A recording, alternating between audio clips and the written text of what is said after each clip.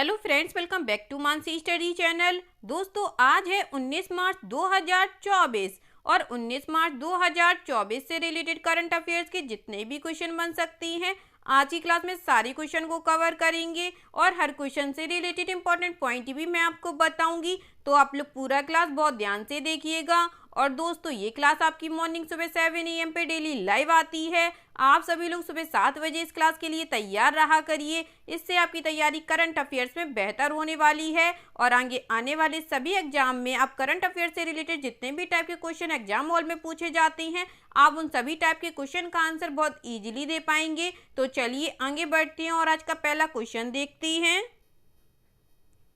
आज का पहला क्वेश्चन लिखा है, कौन सी कंपनी वाईकॉम 18 में पैरामाउंट की 13% हिस्सेदारी 4,286 करोड़ रुपए में खरीदेगी? Which company will buy 30% of Paramount's stake in Viacom 18 for rate 4,286 crore? First option है रिलायंस, सेकेंड ऑप्शन है एयरटेल, थर्ड ऑप्शन है टाटा या फोर्थ ऑप्शन है अडानी।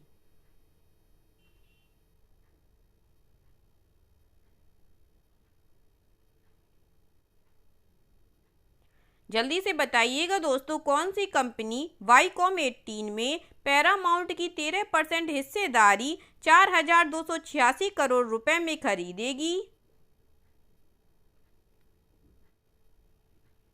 इस क्वेश्चन का जो राइट आंसर हो जाएगा फ्रेंड्स, वह है हमारा option number A, Reliance company. चलिए इस क्वेश्चन से रिलेटेड इंपॉर्टेंट पॉइंटों को पढ़ते हैं। भारत की सबसे बड़ी निजी कंपनी रिलायंस इंडस्ट्रीज ने वाईकॉम 18 मीडिया में पैरामाउंट ग्लोबल की पूरी 13.01% हिस्सेदारी 4,286 करोड़ रुपए में खरीदने के लिए एक बाध्यकारी समझौता किया है। वाईकॉम 18 में हिस्सेदारी पैरामाउंट ग्लोबल के पास उसकी दो सहायक कंपनियों के माध्यम से थी। वाईकॉम 18 टीवी 18 ब्रॉडकास्ट की सहायक कंपनी है, जिसके पास कंपनी में 57.48% मूल्य के तरजीही शेयर हैं। ठीक है दोस्तों, आगे बढ़ते हैं और नेक्स्ट क्वेश्चन देखते हैं। नेक्स्ट क्वेश्चन लिखा है फ्रेंड्स, संयुक्त राष्ट्र मानव विकास सूचकांक 2022 में भारत का स्थान क्या है? What is the rank of India in the United nation human development bank index 2022?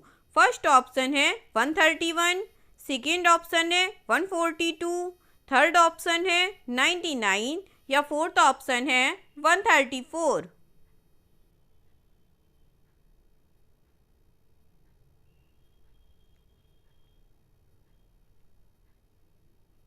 बताइएगा फ्रेंड्स, संयुक्त राष्ट्र मानव विकास सूचकांक 2022 में भारत का स्थान क्या है? इस क्वेश्चन का जो राइट आंसर हो जाएगा दोस्तों, वह है हमारा ऑप्शन नंबर डी, 134 स्थान है। चलिए इस क्वेश्चन से रिलेटेड इंपॉर्टेंट पॉइंटों को पढ़ते हैं।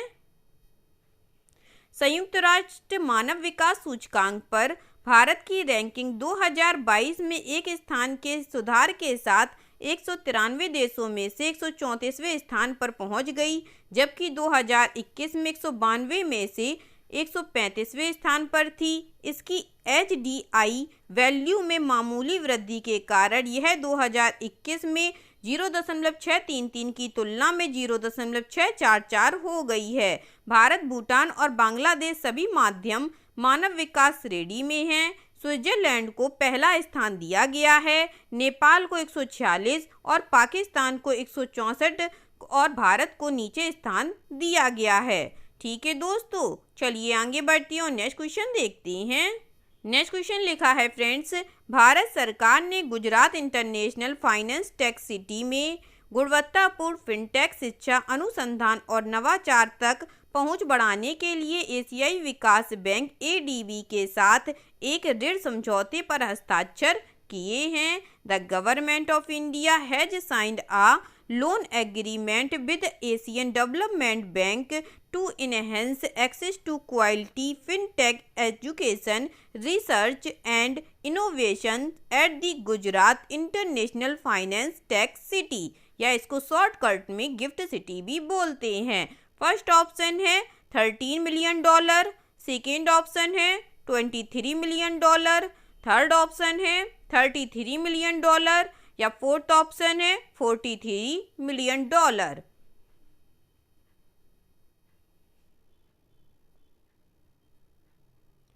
जल्दी से बताइएगा दोस्तों, इस क्वेश्चन का राइट आंसर क्या हो जाएगा। इस क्वेश्चन का जो राइट आंसर हो जाएगा फ्रेंड्स, वह है हमारा option number B 23 million dollar. चलिए इस क्वेश्चन से रिलेटेड इंपॉर्टेंट पॉइंटों को पढ़ते हैं। भारत सरकार और एशियाई विकास बैंक ने Gujarat international finance tech city में गुणवत्तापूर्ण फिनटेक शिक्षा, अनुसंधान और नवाचार तक पहुंच बढ़ाने के लिए 23 मिलियन डॉलर के ऋण समझौते पर हस्ताक्षर किए। गिफ्ट सिटी भारत की वित्तीय सेवाओं और फिनटेक पारिस्थितिकी तंत्र को बढ़ावा देने के लिए भारत सरकार और गुजरात राज्य सरकार की एक पहल है। ठीक है दोस्तों, चलिए आगे बढ़ते हैं और नेक्स्ट क्वेश्चन देखते हैं। नेक्स्ट क्वेश्चन लिखा है फ्रेंड्स, भारत के जहाज रानी मंत्रालय ने पर्यटन को बढ़ावा देने के लिए असम में ब्रह्मपुत्र पर जल मार्ग परियोजनाओं को मंजूरी दे दी है। इस परियोजना के लिए मंत्रालय द्वारा अनुमोदित कुल परिव्यय कितना है? India's shipping ministry has approved waterways projects on Brahmaputra in Assam to boost tourism. What is the total outlay approved by ministry for this project? First option है 600 करोड़ रुपए, सेकेंड ऑप्शन है 615 करोड़ रुपए, थर्ड ऑप्शन है 625 करोड़ रुपए या fourth option है 645 करोड़ रुपए।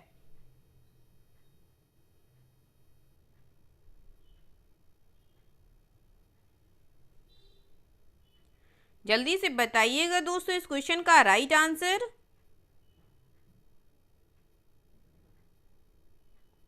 इस क्वेश्चन का जो राइट आंसर हो जाएगा दोस्तों, वह है हमारा ऑप्शन नंबर डी 645 करोड़ रुपए। चलिए इस क्वेश्चन से रिलेटेड इंपॉर्टेंट पॉइंटों को पढ़ते हैं।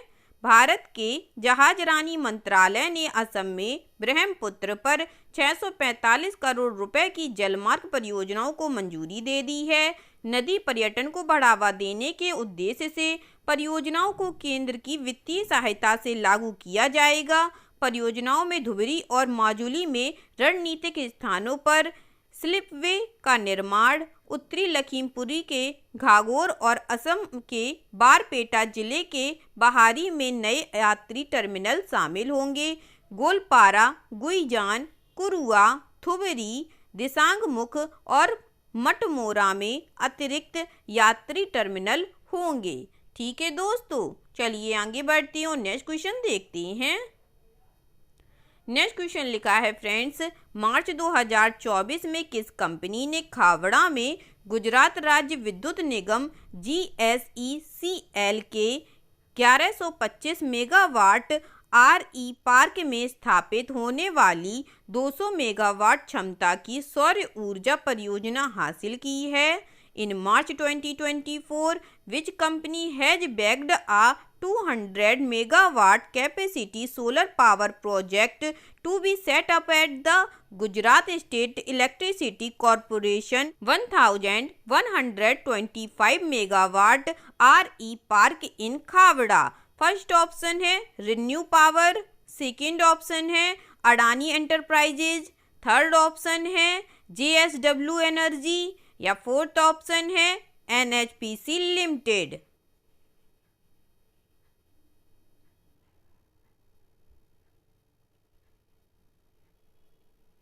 बताइएगा फ्रेंड्स, मार्च 2024 में किस कंपनी ने खावड़ा में गुजरात राज्य विद्युत निगम के 1125 मेगावाट RE पार्क में स्थापित होने वाली 200 मेगावाट क्षमता की सौर ऊर्जा परियोजना हासिल की है?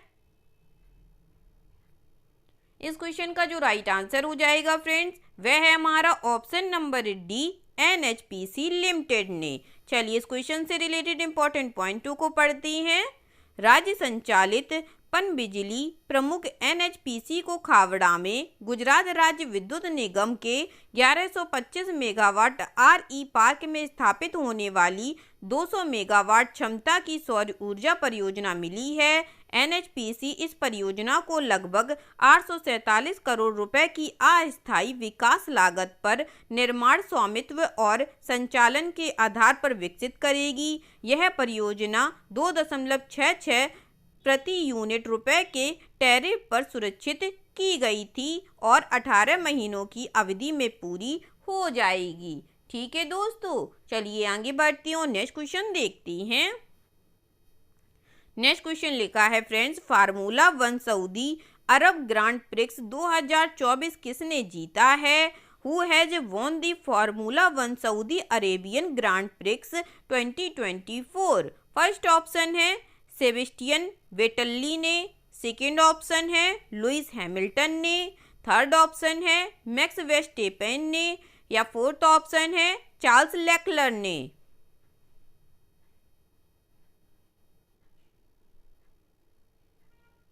बताइएगा दोस्तों, फार्मूला 1 सऊदी अरब ग्रांड प्रिक्स 2024 किसने जीता है? इस क्वेश्चन का जो राइट आंसर हो जाएगा फ्रेंड्स, वह है हमारा option number C, max Verstappen ने इसको जीता है। चलिए इससे रिलेटेड इंपॉर्टेंट पॉइंटों को पढ़ते हैं। रेड बुल के मैक्स वेस्टेपेन ने सऊदी अरब ग्रांड प्रिक्स में पोल पोजीशन से शुरुआत करते हुए जीत हासिल की। यह 2024 फार्मूला 1 सीजन में रेड बुल का लगातार दूसरा 1-2 समापन है। यह पहली बार था जब पिछले साल 22 रेसों में से रिकॉर्ड 19 के विजेता वेस्टेपेन ने एक सीजन की पहली 2 रेस जीती हैं। सर्जियो पेरेज दूसरे स्थान पर और फेरारी के लिए चार्ल्स लेक्लर तीसरे स्थान पर रहे। पिछले सितंबर में जापान से आए वेस्टेपेन के लिए यह लगातार 9वीं जीत थी और 26 वर्षीय डच ड्राइवर के करियर की 56वीं जीत थी। ठीक है दोस्तों, चलिए आगे बढ़ते हैं, नेक्स्ट क्वेश्चन देखते हैं। नेक्स्ट क्वेश्चन लिखा है फ्रेंड्स, नॉर्दर्न कोलफील्ड्स लिमिटेड के नए अध्यक्ष और प्रबंध निर्देशक CMD के रूप में किसे नियुक्त किया गया है? Who has been appointed as the new chairman and managing director of Northern Coalfields Limited NCL? First option है राजेंद्र प्रसाद गोयल जी, सेकेंड ऑप्शन है मनीष प्रसाद जी, थर्ड ऑप्शन है प्रमोद शर्मा जी या फोर्थ ऑप्शन है B साईराम जी।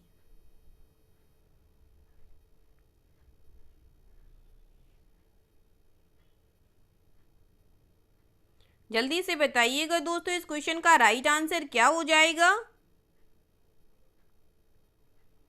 इस क्वेश्चन का जो राइट आंसर हो जाएगा फ्रेंड्स, वह है हमारा option number D B Sairam ji. चलिए इससे रिलेटेड इंपॉर्टेंट पॉइंटों को पढ़ते हैं। B साईराम को नॉर्दर्न कोलफील्ड्स लिमिटेड का नया अध्यक्ष और प्रबंध निर्देशक नियुक्त किया गया है।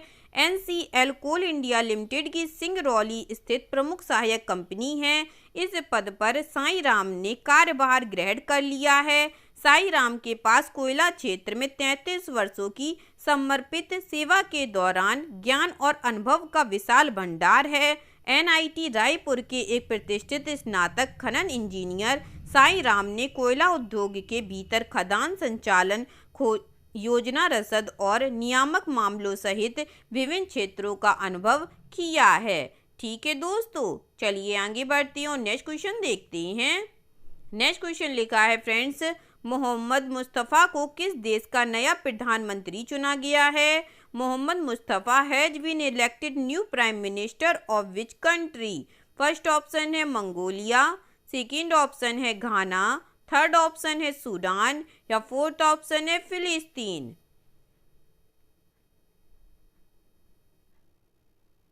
जल्दी से बताइएगा दोस्तों, मोहम्मद मुस्तफ़ा को किस देश का नया प्रधानमंत्री चुना गया है? इस क्वेश्चन का जो राइट आंसर हो जाएगा फ्रेंड्स, वह है हमारा ऑप्शन नंबर D फिलिस्तीन का। चलिए इस क्वेश्चन से रिलेटेड इंपॉर्टेंट पॉइंटों को पढ़ते हैं। फिलिस्तीन प्राधिकरण के राष्ट्रपति महमूद अब्बास ने मोहम्मद मुस्तफ़ा को नया प्रधानमंत्री नियुक्त किया है। मुस्तफ़ा एक अमेरिकी शिक्षित अर्थशास्त्री हमास के शासन के तहत गाजा के पुनर्निर्माण प्रयासों की देखरेख करने के ट्रैक रिकॉर्ड के साथ अग्रणी फिलिस्तीन व्यापारिक हस्तियों में से एक हैं। पिछले प्रधानमंत्री मोहम्मद सतह ने पिछले महीने अपनी सरकार के साथ इस्तीफा दे दिया था। ठीक है दोस्तों, चलिए आगे बढ़ते हैं और नेक्स्ट क्वेश्चन देखते हैं। नेक्स्ट क्वेश्चन लिखा है फ्रेंड्स, एनाबेल सदरलैंड को फरवरी 2024 के लिए आईसीसी महिला player of the month award नामित किया गया है। वह किस देश से हैं? Annabel Sutherland has been named the ICC women's player of the month award for February 2024। C is from which country? First option है इंग्लैंड, सेकेंड ऑप्शन है न्यूजीलैंड, थर्ड ऑप्शन है ऑस्ट्रेलिया या फोर्थ ऑप्शन है दक्षिण Africa.